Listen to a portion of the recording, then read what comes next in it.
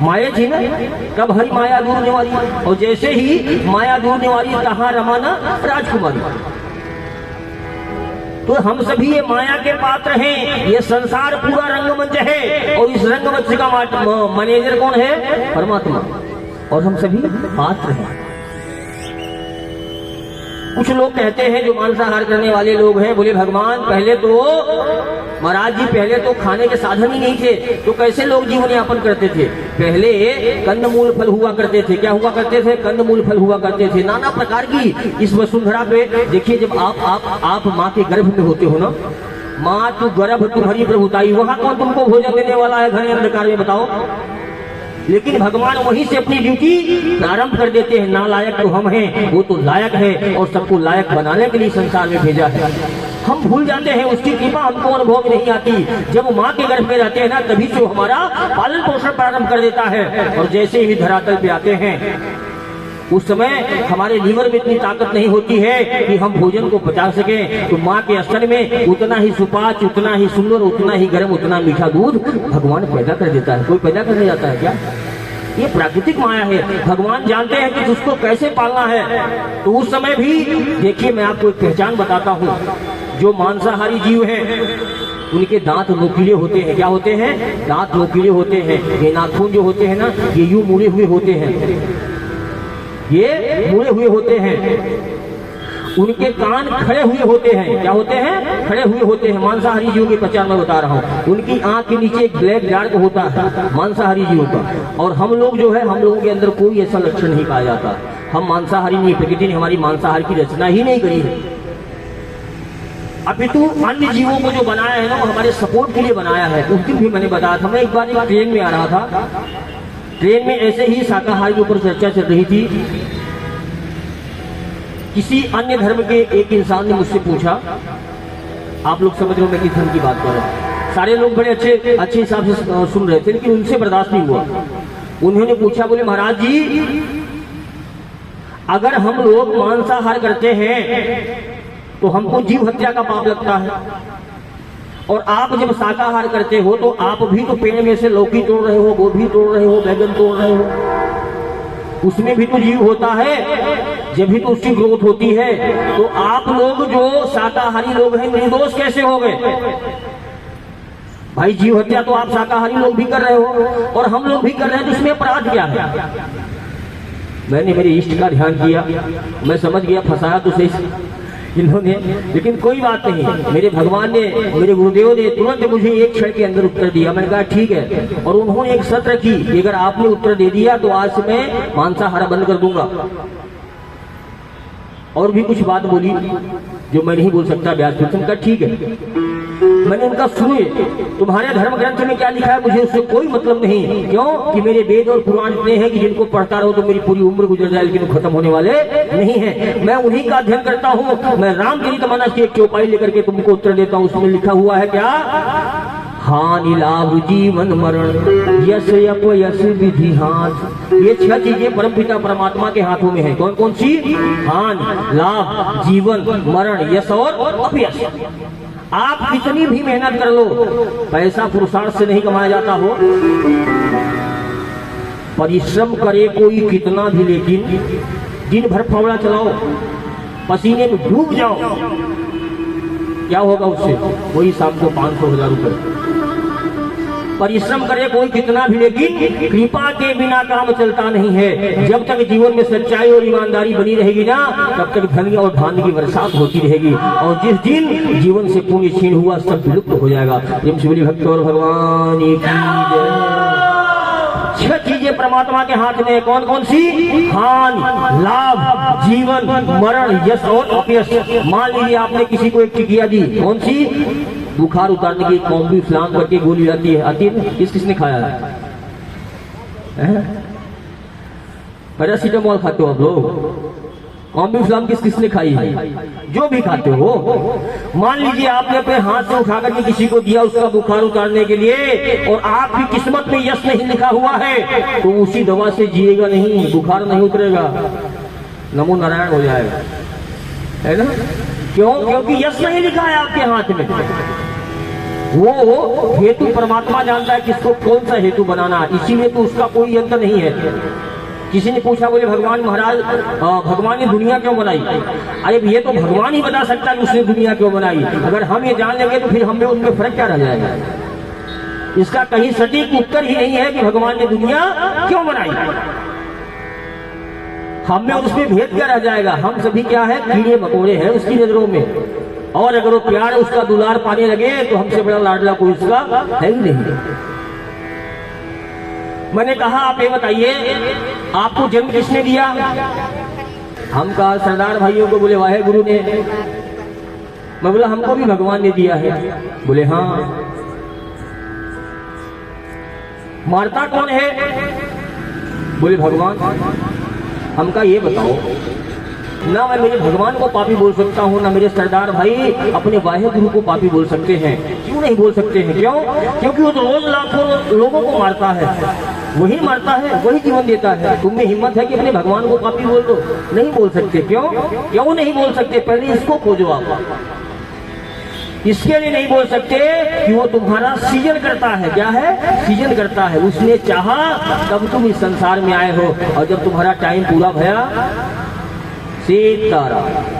इसी प्रकार से गोभी, माना कि ये सब प्राकृतिक संपदाएं हैं, लेकिन इसकी आपको आवश्यकता थी। आपने उसका बीज रोपित किया, उसमें खाद डाला, उसमें पानी डाला, उसके फल को तैयार किया, उसको उसके जीवनदाता कौन हुए? आप हुए। आपको आवश्यकता थी, आपने लगाई। उसका सृजन किसने किया? आपने किया। इसलिए उसका संहार करने का भी अधिकार आपके पास में है, शास्त्र सम्मत तरीके से, अशास्त्र सम्मत तरीके से नहीं। इन सूर्य भक्त और भगवान की जय। इसीलिए शाकाहार करने वाले भले जीव हत्या नहीं कही जाएगी वो। क्यों? क्योंकि उसकी आवश्यकता थी। आपने उसका आविष्कार किया, उसको जीव देने वाले आप ही हो ना। उसमें जीव किसने डाला? भाई गोभी का पौधा यहाँ पर नहीं लगाओगे, बोलो पैदा हो जाएगा, होगा क्या? संभव ही नहीं है। आपने उसका सृजन किया। इसलिए जब वो पूरा भया, हमारे शास्त्रों में, हमारे धर्मों में ऐसा बताया जाता है कि जो बच्चे होते हैं ना, बच्चे बोले तो चाहे वो लौकी का हो या किसी भी फल का बीज हो, उसको बच्चे को नहीं तोड़ा जाता। जो परिपक्व अवस्था को प्राप्त हो जाता है जब तोड़ा जाता है। उसका सृजन आपने किया है, इसलिए उसका संहार करने का अधिकार है। इसलिए आप जो है उसके पाप मुक्त हो। इसी तरीके से, जिस तरीके से परमात्मा ने आपका सृजन किया है, आपका संहार भी कर देता है, लेकिन उसको पाप नहीं लगता। अन्न दोषों ने लिखते प्रेम से बोलिए भक्त और भगवान की ही जय। प्यारों, कथा में वर्णन चल रहा था कि तीनों बलकल वेश धारण करके वन की ओर प्रस्थान करते हैं। महाराज दशरथ जी ने सुमंत्र जी को आदेश दिया कि इनको रथ में बैठा करके अयोध्या की सीमा के बाहर ले जाओ। पूरी अयोध्या जो दुल्हन की भांति सजी हुई थी, एक ही क्षण में मानो राहु ने ग्रस लिया हो। पूरी अयोध्या में अंधकार छा गया हो। काश ऐसा होता, अयोध्यावासियों के बस में होता कि आज के सूर्य उदय को रोक देते, तो ऐसा करने भी नहीं सकते। क्यों?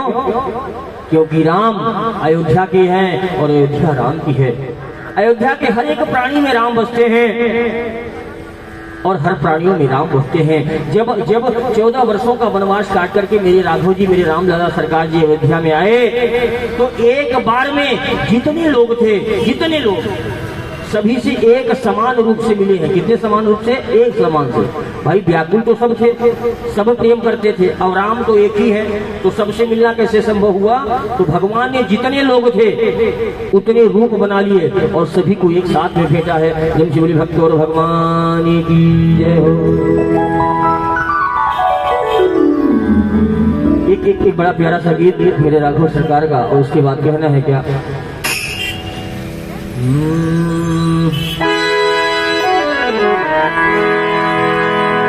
हरे कथा राम जी की,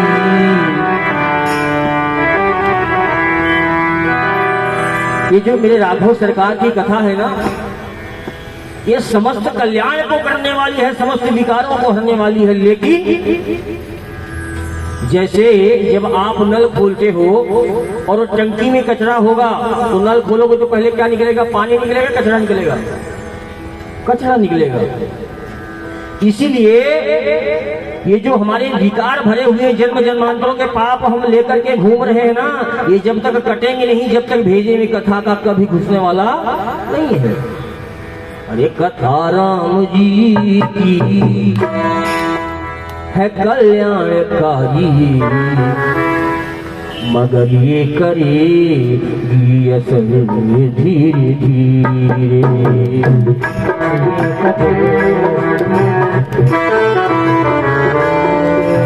आदरणीय के तिवारी जी हमारे बीच में मौजूद हैं, ब्राह्मण समाज के अध्यक्ष हैं। आपका बहुत बहुत स्वागत, वंदन और अभिनंदन।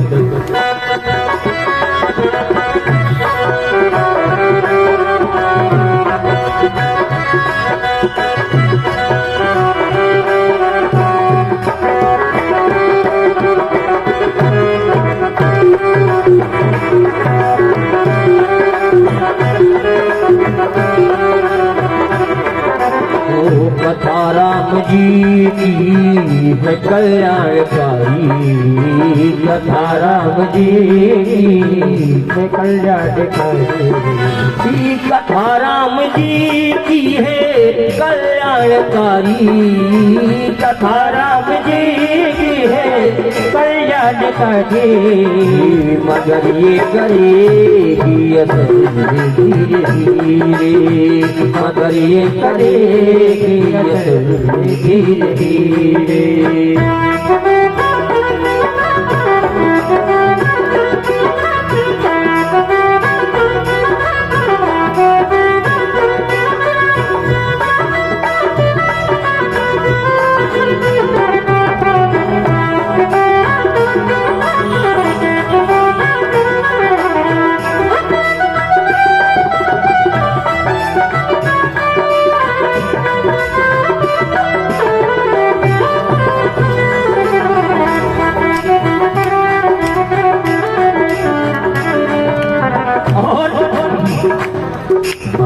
अहंकार मध्य मोह फैला जो भीतर, अहंकार मध्य मोह फैला जो भीतर।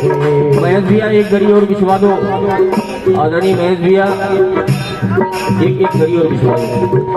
ओ अहंकार मध्य मोह फैला जो भीतर, अहंकार मध्य मोह फैला जो भीतर, अहंकार मध्य मोह फैला जो भीतर, अहंकार मध्य मोह फैला जो भीतर, उतारेगी सारा जहर धीरे धीरे, सारा जहर धीरे धीरे।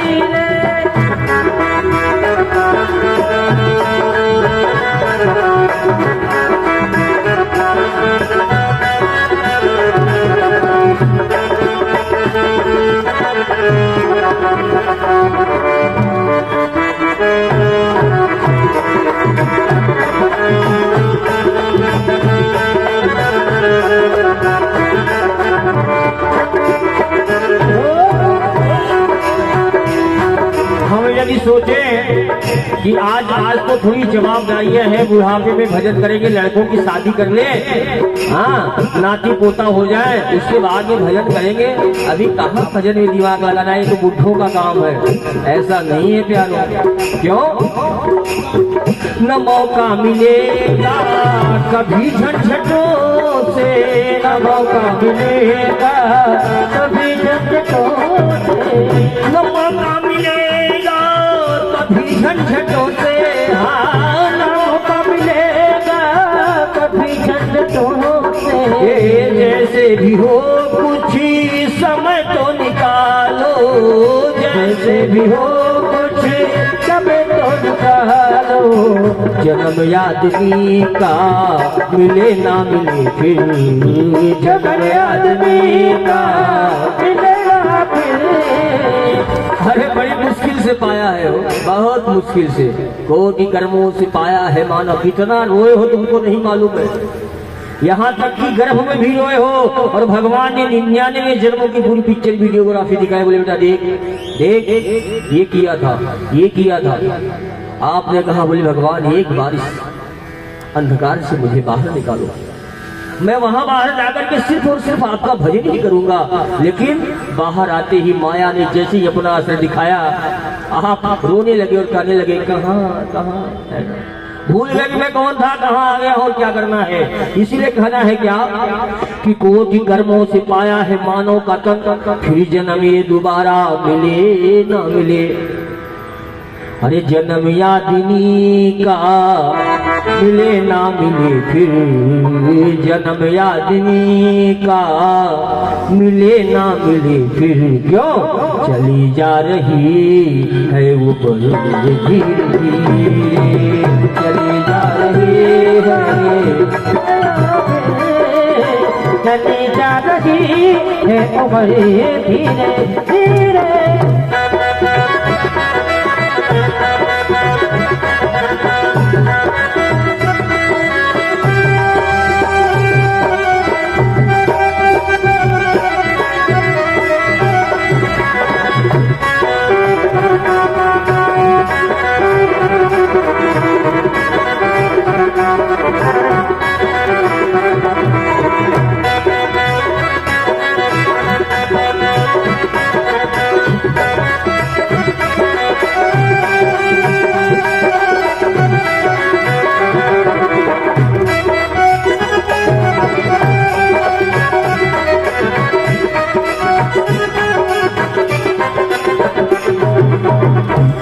भक्त और भगवान की जय। जीवन के इस अमूल्य समय को बर्बाद न करो प्यारों, एन केन प्रकारेण अपने मन को जो है ना परमात्मा में लगाओ। कब मेरे राघव सरकार की नजर तुम्हारे ऊपर हो जाए, उनकी करुणा कृपा कटाक्ष से तुम्हारा जीवन कब सुधर जाए, कोई भरोसा नहीं है। इसलिए जैसे भी हो, जिसने मन को मार लिया ना वही महात्मा है, जिसने मन को मार लिया वही महात्मा है। ऐसा नहीं है कि सामने आपने जो है गिरवी वस्त्र धारण कर रखे हैं, तिलक लगा के घूम रहे हैं, नाना प्रकार के ढोंग आचरण कर रहे हैं, लेकिन आपका मन आपको बार बार उठा करके वासनाओं की ओर लेकर के जा रहा है, फिर काहे के महात्मा होगा। जो जितेंद्रिय है, जिसने मन को मार लिया है वही महात्मा है। अपने मन को मारना सीखो प्यारों, और मन को मारने वाला ही महात्मा कहलाता है। मेरे राघव सरकार जी रथ पे सवार होकर के जंगल की ओर चल देते हैं। पीछे पीछे अयोध्या के समस्त वासी उनके पीछे दौड़ने लगते हैं।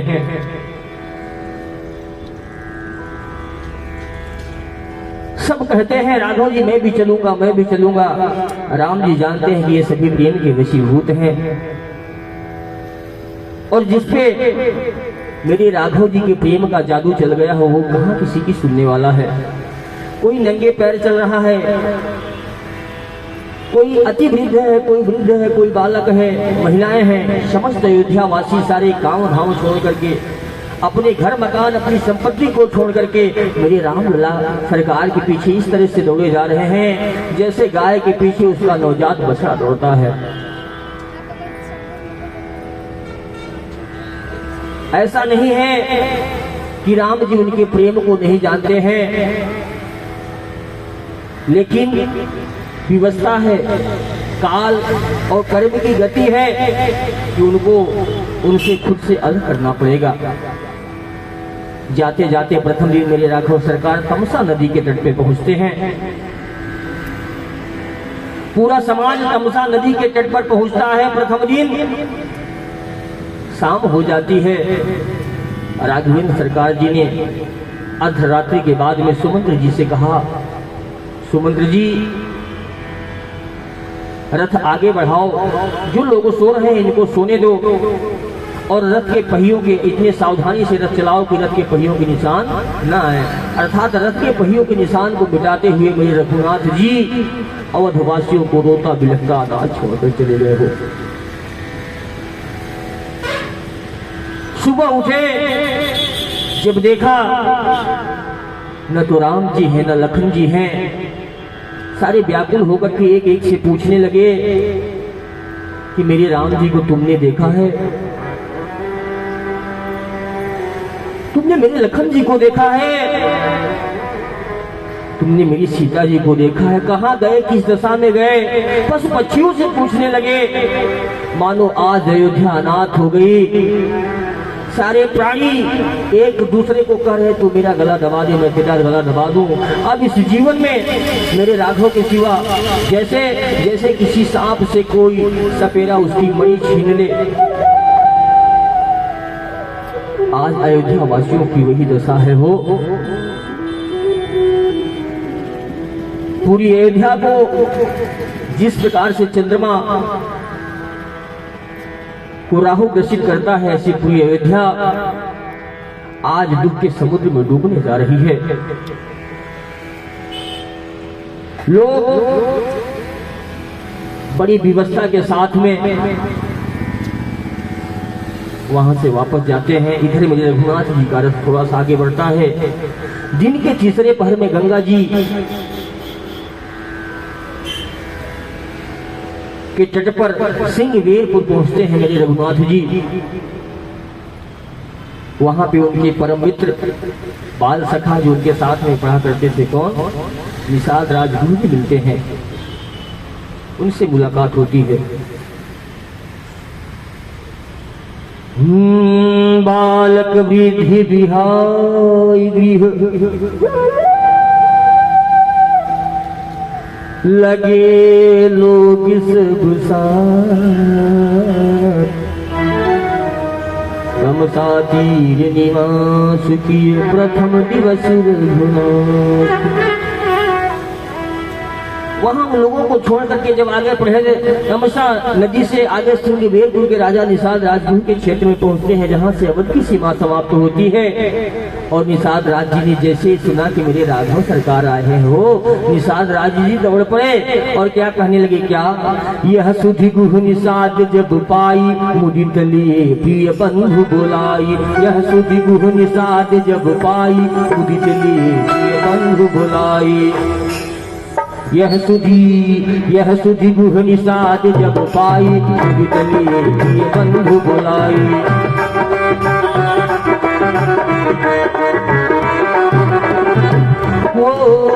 लिए फल मूल भेंट भरी भारा मिलन चले हरसी अपारा। मिलन चले हरसे अपारा। करी दंडवत भेंट धरी आगे प्रभु विलोकत यति अनुरागे। करी दंडवत भेंट धरी आगे प्रभु विलोकत यति अनुरागे। सहज स्नेह भी बसी रघुराई पूछिय कुशल निकट बैठाई। पूछिय कुशल निकट बैठाई। यह सुधि गुह निषाद जब पाई मुदित लिए प्रिय बंधु बुलाई। मुदित लिए प्रिय बंधु बुलाई। मुदित लिए प्रिय बंधु बुलाई। जैसे ही निषाद राज जी ने सुना कि मेरे सखा आ गए हैं, मेरा बचपन का मित्र आ गया है, हो वैसे दौड़ पड़े। कैसे, जैसे कन्हैया जी ने जब सुदामा जी के आने का समाचार सुना था तो नंगे पांव दौड़ चले थे, वैसे ही निषाद राज जी यहाँ दौड़ पड़ते हैं। और कंदमूल फल से दोना सजा करके जो भी उनके पास में व्यवस्था थी प्रभु राम सरकार के आतिथ्य के लिए वो लेकर के जाते हैं अपने मंत्रियों के साथ में। वो सिंहवेरपुर के राजा थे, कौन, निषाद राज जी, जो कोलभीट समाज होता है ना, उस समाज के वो राजा थे। जाकर के दंडवत करते हैं, प्रभु को देख करके अनुराग में डूब जाते हैं। उनके नैनों से जलधार प्रेम की धार बरसने लगती है। और रघुनाथ जी ने भी, मेरे रामलला सरकार ने उनको बगल में बैठा लिया। सहज स्नेह विवश रघुराई पूछी कुशल निकट बैठाई। अपने समीप में बैठा करके उनसे कुशल क्षेम पूछने लगे। राघव जी ने कहा, मित्र, हम अपने पिता के वचनों की रक्षा करने के लिए कुछ वर्षों के लिए अयोध्या से बाहर जा रहे हैं।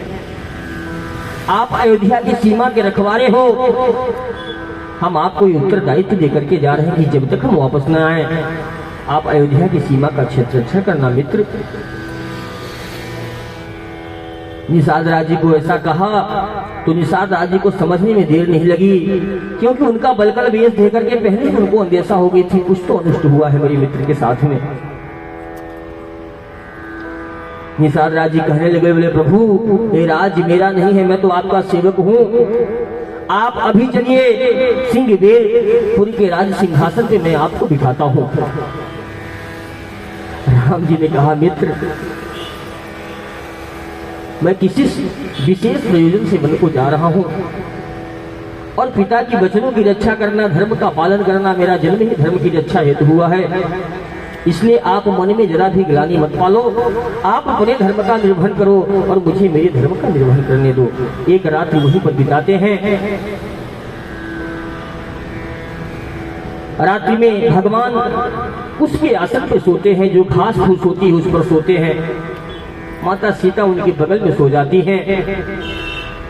लक्ष्मण जी पहरे पे हो जाते हैं, वीरासन में बैठे रहते हैं। उसी समय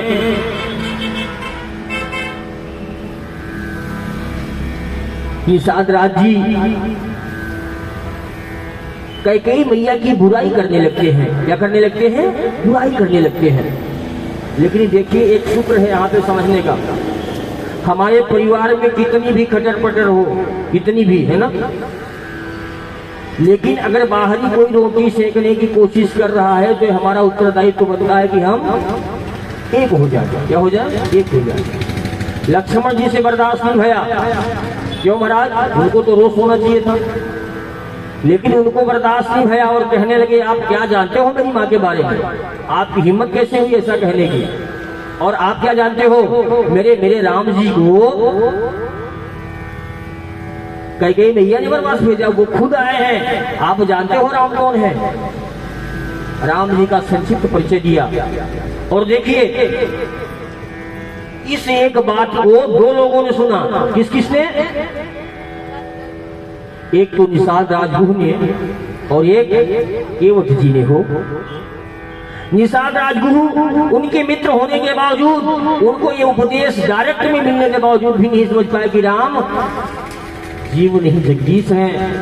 लेकिन केवट जी समझ गए इस बात को और अगले दिन निषाद राजगुरु से निहोरा करने लगे। बोले, हे राजा जी, आज मैं आपसे एक विनय करता हूं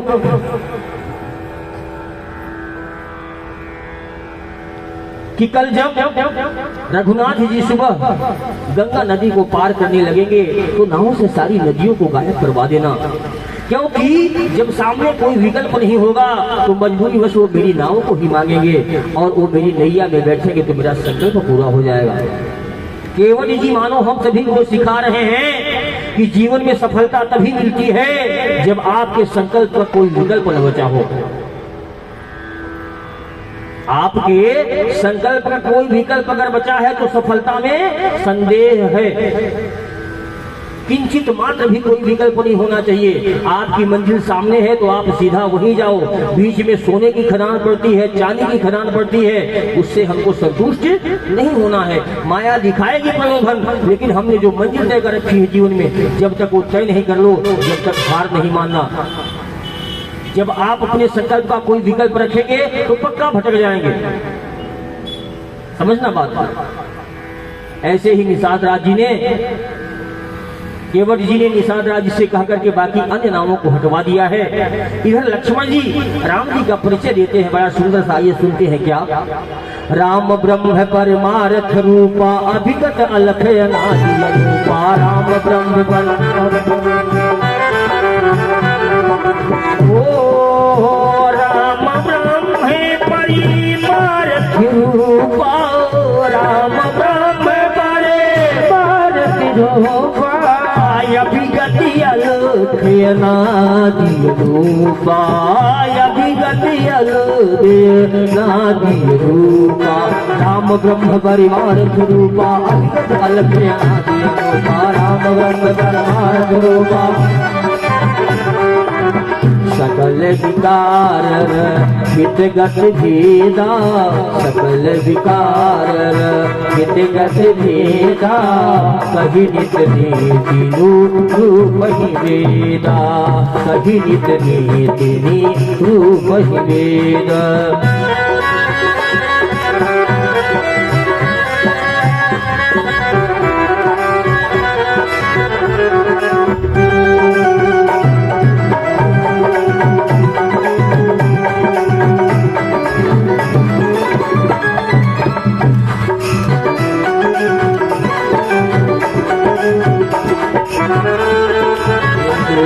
रामचंद्र भगवान की जय। राम जी स्वयं ब्रह्म है, वो मैंने उस दिन भी बताया था, आप लोगों को बता दें, बताया था। कौन है राम जी? ब्रह्म है, ब्रह्म। ब्रह्म कौन? वही निराकार जो आज साकार बन के आंखों के सामने आ गया है राम जी के रूप में। किस लिए आए? भक्तों के कल्याण के लिए आए। अपनी महिमा से नीचे जब भगवान उतरते हैं, भगवान जब अपनी महिमा से नीचे उतरते हैं, क्यों उतरते हैं? भक्तों के प्यार, उनके समर्पण और धर्म की स्थापना करने के लिए नहीं। उनको क्या जरूरत है? हो जो सुख के धाम है, लक्ष्मी जी जिनके चरण दबा रही हैं, उनको क्या जरूरत है संसार में नंगे पांव भटकने की? वो प्रेम करते हैं, क्यों? क्योंकि आप उनके ही स्वरूप हो, उनके ही अंश हो, उनकी ही संतान हो। आपको जब तकलीफ में परमात्मा देखता है तो उसको तकलीफ होती है। आपके दुखों का निवारण करने के लिए, आपकी अतृप्त आत्माओं को संतृप्त करने के लिए भगवान इस धरातल पे आते हैं। यही उपदेश जब निषाद राजगुरु को लक्ष्मण जी ने दिया था, राम जी का परिचय दिया था, उनके स्वरूप का परिचय दिया था, केवट जी ने उनको सुन लिया था और उसी को सुन करके निषाद राजगुरु से परमिशन लेकर के सुबह ऐसा व्यू बनाया कि नाव में सिर्फ और सिर्फ केवट की नाव बची, नदी में कोई अन्य नाव नहीं बची। राम जी, लखन जी और माता जानकी तथा साथ में निषाद राज जी गंगा जी के तट पे आते हैं। प्रेम से बोलिए गंगा मैया की जय। अरे हे गंगा मैया तेरी आरती गाऊं, हे गंगा मैया तेरी आरती गाऊं, मैया तुमको मनाऊं, आरती गाओ मैया तुमको मनाऊं, हे गंगा मैया तेरी आरती गाऊं, हे गंगा मैया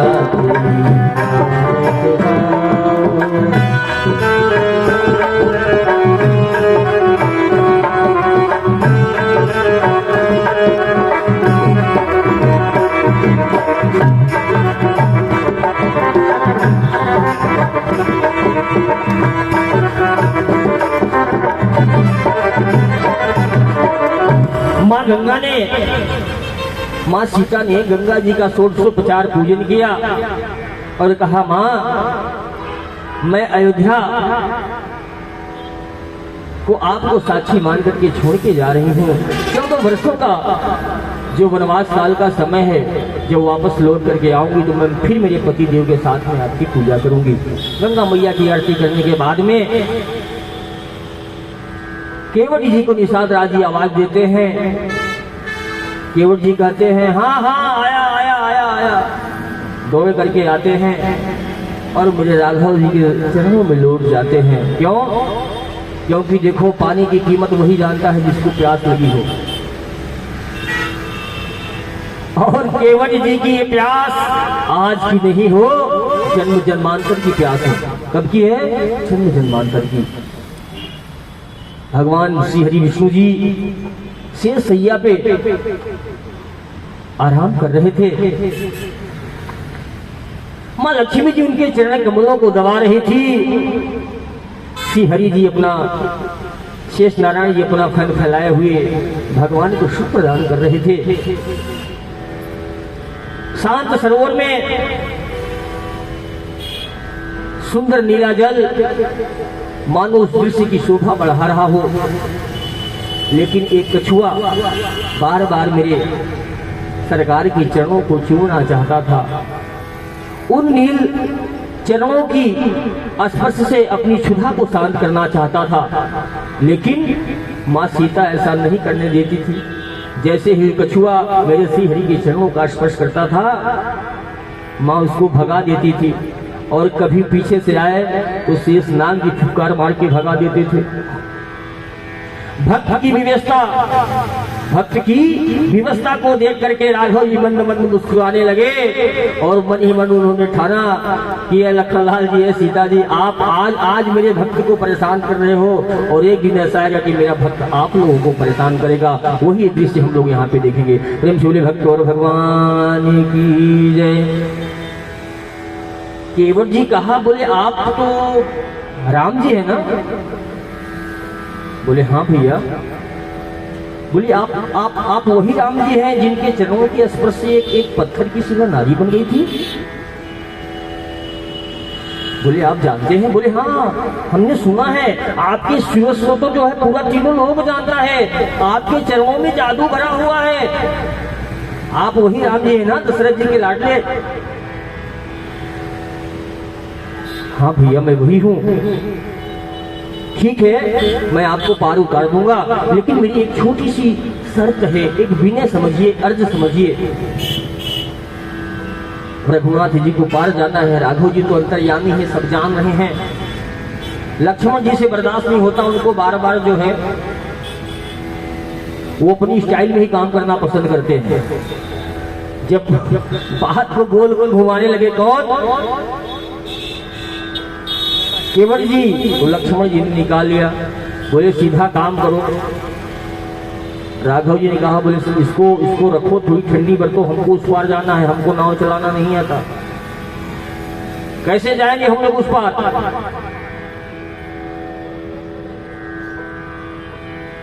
बार बार अनुनय विनय करने पे राघव सरकार से केवट जी कहते हैं, क्या? अब राघव जी जैसे पत्थर नहीं होता, एकदम स्तंभ खड़े हैं। वो बार बार विनय कर रहे हैं, कभी लक्ष्मण जी की ओर देखते हैं, कभी सीता जी की ओर देखते हैं, कभी निषाद जाति। और केवट जी की ये जिद है कि जब तक पैर नहीं धोऊंगा तब तक नाव पे नहीं चढ़ाऊंगा। केवट जी भगवान से कहने लगे, क्या? कि बात छोटी है, सर को हिला दीजिए। भगवान, ऐसे खड़े रहने से काम चलने वाला नहीं है। नहीं बोल पा रहे हो, कोई बात नहीं, लेकिन कम से कम ऐसी मौन स्वीकृति तो दे दो। अरे बात छोटी है, सर को हिला दीजिए। बात छोटी है, सर को हिला दीजिए। छोटी है, सर को हिला दीजिए। बात छोटी है, सर को हिला दीजिए। बात छोटी है, सर को हिला दीजिए। बात छोटी है, सर को हिला दीजिए। बात छोटी है, सर को हिला दीजिए। बात छोटी है, सर को हिला दीजिए। बात छोटी है, बात छोटी है, सर को हिला दीजिए। पाव अपना प्रभु जी धुला लीजिए। बात छोटी है, सर को हिला दीजिए। पाव अपना प्रभु जी धुला लीजिए।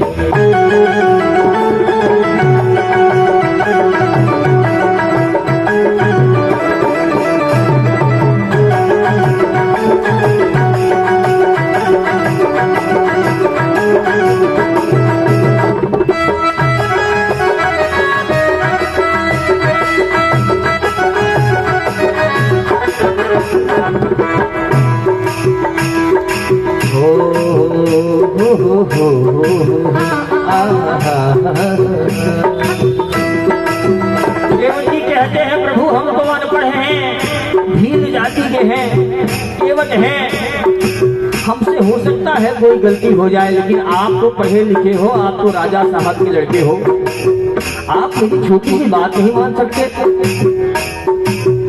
हम हैं अनपढ़े, कोई भूल हो ही गई। हम हैं अनपढ़े, कोई भूल हो ही गई। आप मालिक हैं, सब कुछ भुला दीजिए। आप मालिक हैं, सब सब कुछ भुला दीजिए, आप मालिक है सब कुछ भुला दीजिए। बात छोटी है राघव, बात छोटी है सर को मिला दीजिए, पाव अपना प्रभुजी बुला लीजिए। बात छोटी है सर को मिला दीजिए, पाव अपना प्रभुजी बुला लीजिए।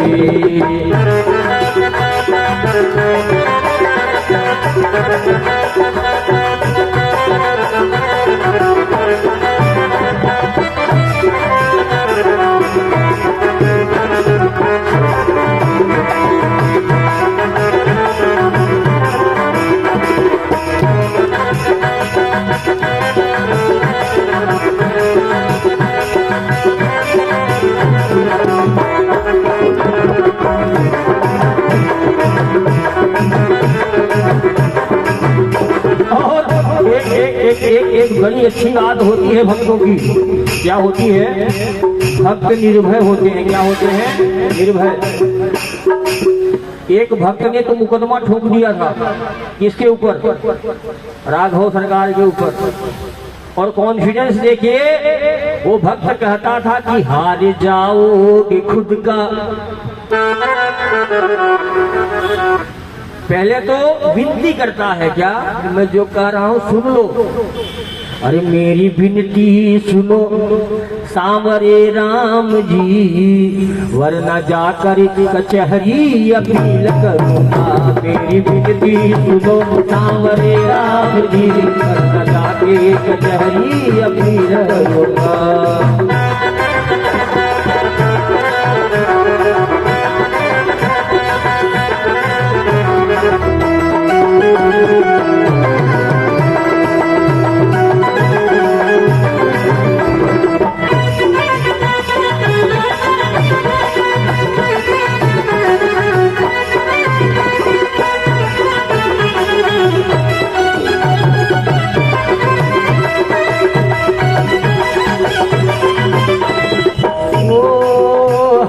जाओगे हार जाओगे, हार जाओगे हार जाओगे।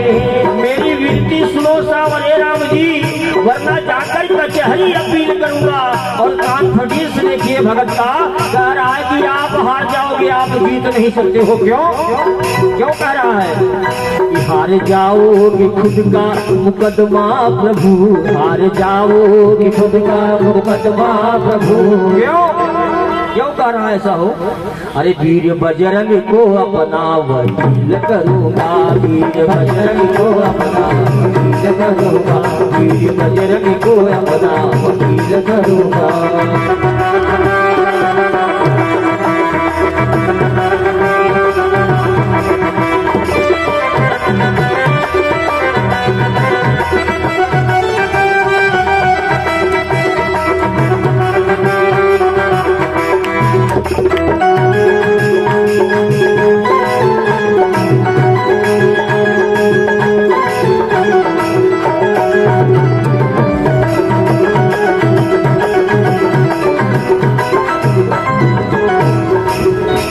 और देखिए वो किसके कह रहा था, क्योंकि वो जानता था कि रघुनाथ जी का स्वभाव है क्या, भगत के वश में है भगवान, है ना। अब यहाँ केवट जी भी धमकी दे रहे हैं भगवान को, क्या कि गैर मल्ला है आएगा हरगिज नहीं।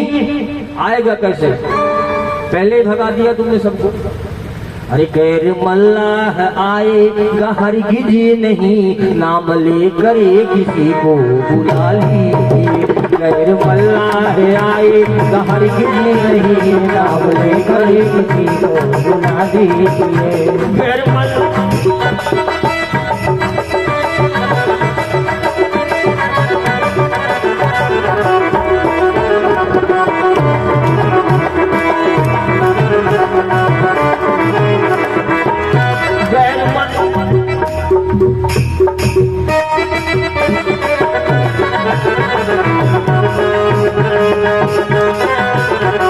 गैर मल्लाह आएगा हरगिज नहीं, गैर मल्लाह आएगा हरगिज नहीं, नाम लेकर किसी को बुला लीजिए, नाम लेकर किसी को बुला लीजिए।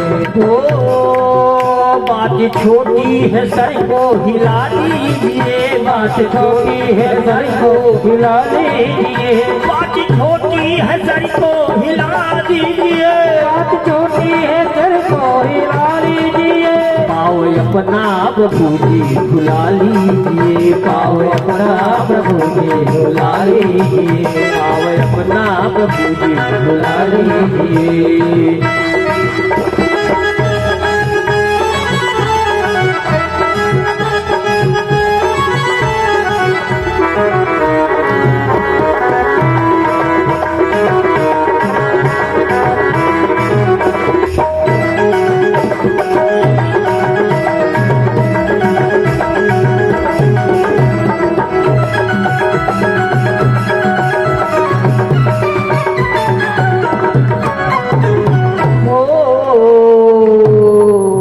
चाहे दोनों की है देर किस बात की, चाहे दोनों की, चाहे दोनों की है देर किस बात की। अब केवट जी यहाँ पे ऐसा कर रहे हैं कि दोनों की चाहे है। क्यों चाहे भाई? क्यों? क्योंकि आपको पार जाना है और हमको भी पार जाना है। आपको नदी के उस पार जाना है और हमको बहुत उस पार जाना है। चाहे दोनों की है देर किस बात की, चाहे दोनों की है देर किस बात की, चाहे दोनों की है देर किस बात की। हो हौसले बुलंद तो हर मंजिल आसान होती है, हो दुआओं में असर तो फिजाओं में दास्तान होती है। चाहे दोनों की है देर किस बात की, चाहे दोनों की है देर किस बात की, चाहे दोनों की है देर किस बात की, चाहे दोनों की है देर किस बात की, चाहे दोनों की है देर किस बात की, चाहे दोनों की है देर किस बात की। शीघ्र ही शीघ्र कुछ फैसला कीजिए, शीघ्र ही शीघ्र कुछ फैसला कीजिए, शीघ्र ही शीघ्र कुछ फैसला कीजिए। बात छोटी है सर को हिला दीजिए, पाओ अपना प्रभु जी बुला लीजिए, पाओ अपना प्रभु जी बुला लीजिए, पाओ अपना प्रभु जी बुला लीजिए, पाओ अपना प्रभु जी बुला।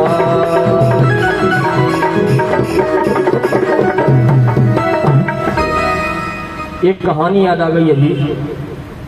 कुछ लोगों की आदत होती है बिना मतलब का फूफा बनने की। ये कहानी मैंने उनके वहां सुनाई थी, वो जो सूर्या मोदी से आया भी। एक आदमी थे, स्टेशन पे उतरे, स्टेशन पे उतरे प्रभु, तो सामान था सूटकेस का, बड़े आदमी थे। और एक आदमी वहां भटक रहा था पहले से। उसने देखा है तो हाई फाई प्रोफाइल है, तो बोला अरे फूफा जी आइए आइए आइए आइए। फूफा जी को बुलाया, उनका सूटकेस सब सर पे लादा और वो स्टेशन से बाहर निकल पाते उसके पहले ही वो 9-2 क्या गया। अब वो बाहर निकले तो ढूंढने लगे कहाँ गया मेरा भतीजा। अच्छा, वो जल्दी में सफर के थकान में ये भी नहीं समझ पाए थे कि मेरा भतीजा है कि मैं ऐसे फूफा बन गया। तो बाहर जब निकले तो सबसे पूछने लगे, बोले मैं किसका फूफा हूँ?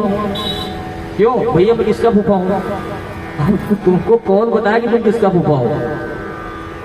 इसलिए हमको बिना मतलब की चीजों में टांग नहीं अड़ाना चाहिए।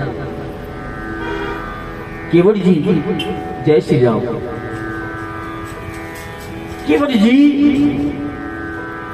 तो अपना परम अर्थ सिद्ध करना चाहते हैं, इसलिए रघुनाथ जी के पैरों को धोना चाहते हैं। और ये उनकी प्यास आज की नहीं हो, जन्मों जन्मों की प्यास है, जो आज बुझाने का बड़ा सुंदर से अवसर आया है। आज सीता जी भी हैं लेकिन वो मना नहीं कर सकती हैं, आज लखन लाल जी भी हैं लेकिन वो उनको मना नहीं कर सकते हैं।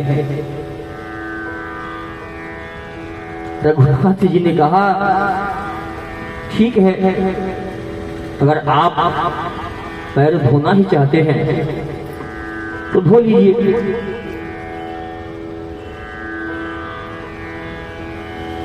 लेकिन लखनलाल का धो लो, सीता जी का धो लो। केवट जी ने कहा, बोले नहीं, ये नाव तभी आएगी जब मैं राघव जी के चरणों को धोऊंगा, और प्रभु जौहरी की नजर से हीरा बच जाए ऐसा संभव नहीं है। मैं आपको तब से जानता हूं जब से आप मुझे जानते हो।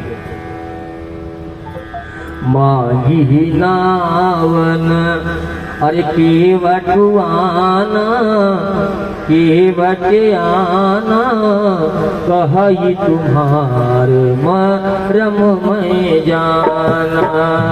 मांगी नावन केवट आना, केवट आना, कही तुम्हार मरम मैं जाना।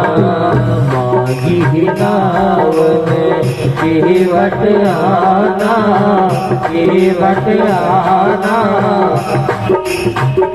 कही तुम्हार मरम मैं जाना। प्रभु मैं आपके मर्म को जानता हूं, इसलिए आज तो मैं मेरे मन की ही करके रहूंगा।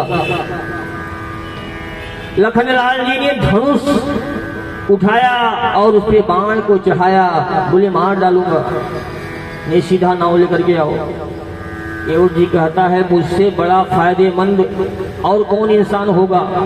लोग चाहते हैं कि मरते समय मेरे जल में गंगा, मुंह में गंगा जल चला जाए, सामने भगवान हो और मेरे दोनों मनोरथ बड़े सहजता से पूर्ण हो जाएंगे। आप मारिए, निकालिए निकालिए लक्ष्मण जी अपने बाण निकालिए तरकस से और मुझे मार डाल दिए। बोले तेरा इसमें भी फायदा है? बोले हाँ, आप बाण मारोगे, मैं बाण पकड़ के सीधा नदी में कूद जाऊंगा, पानी पीते पीते रघुनाथ जी को देखते देखते मर जाऊंगा, इसमें भी मेरा फायदा है। देखिए भक्त जो होता है ना, किसी भी परिस्थिति में विचलित नहीं होता।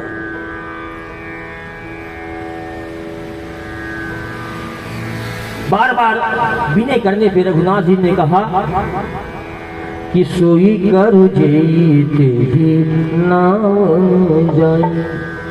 सुन के वट के बैन प्रेम लपेटे अटपटे, बिहसे करुणाएन चितई जान की लखन तन।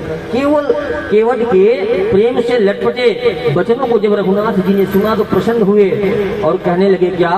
अरे कृपा सिंधु बोले हे मुस्काई, कृपा सिंधु बोले मुस्काई, कृपा सिंधु बोले मुस्काई, सोई करू जही कोई नावन जाई, सोई करू जही नावन जाई, सोई करू जही कोई नावन जाई।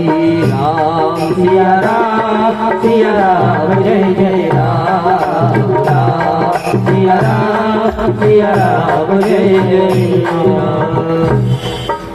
केवट कह रहा था, बोले प्रभु हमारी मेहरारू बहुत डेंजर है। क्या कह रहा था? हमारी मेहरारू बहुत डेंजर है, वो जान जाएगी कि मैंने दूसरी शादी कर ली तो मुझे मार डालेगी, और मैं जानता हूँ कि आपके चरणों के स्पर्श से पत्थर की नारी बन गई थी, तो ये नाव है, ये लकड़ी है, उससे कोमल होती है, जैसे ही आप उसको स्पर्श करेंगे ये तुरंत नारी बन जाएगी। अब एक का तो भरण पोषण कर नहीं पा रहा हूँ, दूसरी को ले जाकर के कहाँ बिठाऊंगा? नाथ मैं जीते जी मर जाऊंगा। रघुनाथ जी मुस्कुराने लगे प्रेम से लटपटे हुए वचनों को सुन करके और कहने लगे ठीक है केवट जी, केवट भैया आप वही कर लो जिससे आपकी नाव न जाए और आपका पूरा परिवार बच जाए। केवट जी दौड़ करके जाते हैं और एक बड़ा सा कठौता लेकर के आते हैं, और जितने उनके घर में बच्चे थे, चिंटू मिंटू पिंकू, बोले वो नदी के किनारे जो है ना, वो 3 प्राणी खड़े हुए हैं, वो बहुत जल्दी भाग जाते हैं। उनको जाओ घेर के बैठे रहो, मैं जब तक गांव वालों को निमंत्रण देकर के आता हूँ। देखो एक भक्त का हृदय, विशालता, उसकी हृदय की विशालता देखो। वो खुद उतर रहा है, अपने पितरों को उतारेगा, अपनी संतानों को उतारेगा और अपने गांव वालों को भी उतारेगा। केवट जी ने जाकर के कहा, बोले चलो आज जगत को उतारने वाले जगतपति रघुनाथ जी हमारे घाट पर आए हैं, सभी का कल्याण होगा, सभी को मैं निमंत्रण दे रहा हूँ। और पूरा गांव और पूरे बच्चे समाज दौड़ करके नदी के किनारे, गंगा मैया के किनारे आ जाते हैं। केवट जी एक एक एक कठोते में जल भर करके लाते हैं। पहली बार चरण धो करके स्वयं पीते हैं, दूसरी बार चरण धो करके फिर पी जाते हैं और तीसरी बार धो करके फिर चरण पी जाते हैं। चौथी बार जब धोने को किया तो लक्ष्मण जी ने बाण निकाल लिया। क्या? बोले तुम बार बार यही नाटक कर रहे हो, हमको हो इतना भयंकर भी बाण नहीं निकाला था। उन्होंने कहा, बोले हमको देर हो रही, होत विलंब उतारे ही पारू। आप बार बार नाटक किए जा रहे हो, 3 बार पी लिया। बोले प्रभु अभी बच्चों को पिलाना है। बोले जब तुम पी रहे थे घटर घटर, जब बच्चों का ध्यान नहीं आया था, प्यासे हो गया जन्म जन्म के। बोले प्रभु इंसान के 3 ताप होते हैं, आप इतना भी नहीं जानते?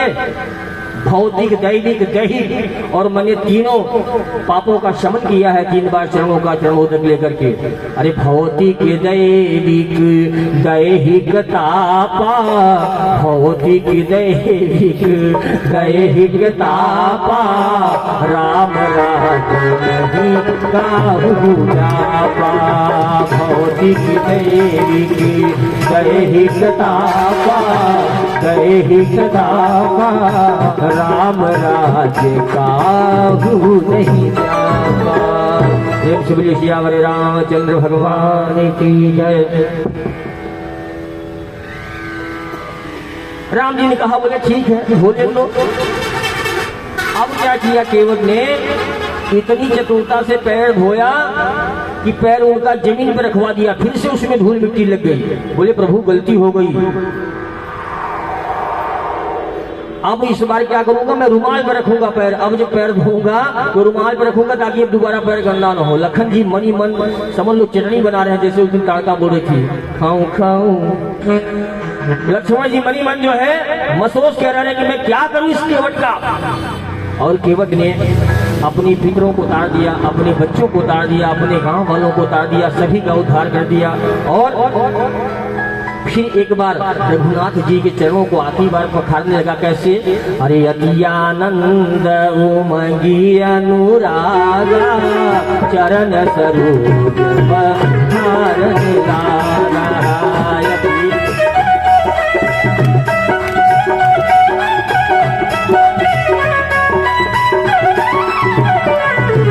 पद पथारी जलपान करे आप सहित परिवार, इधर पार करी प्रभु पुने मुदित गए पार।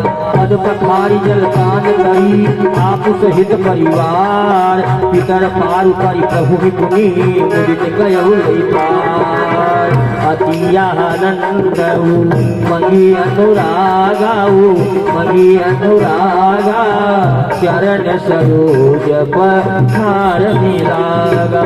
श्री राम जय राम जय जय राम, श्री राम जय राम जय जय राम, श्री राम जय राम जय जय राम। सभी को पार उतारने के बाद मेरे रघुनाथ जी को, सीता मैया को पहले रघुनाथ जी को चढ़ाया, फिर सीता मैया को, फिर लखनलाल जी को बिठा करके निषाद राज जी के साथ में केवट जी गंगा के बीच मझधार में पहुंच जाते हैं। और गंगा मैया भी मेरे राघव जी के चरणों का वंदन करना चाहती हैं, तो उफान मारने लगी, स्पीड में आ गई हो। तो केवट जी कहते हैं क्या कि मेरे राघव जी, वो मेरे राघव जी उतरेंगे पार, गंगा मैया धीरे बहो। मेरे राघव जी उतरेंगे पार, मैया धीरे बहो, धीरे धीरे बहो, होले होले बहो, धीरे धीरे बहो, होले होले बहो। मेरे राघव जी, मेरे राघव जी उतरेंगे पार, गंगा मैया धीरे बहो। मेरे राघव जी उतरेंगे पार, गंगा मैया धीरे बहो।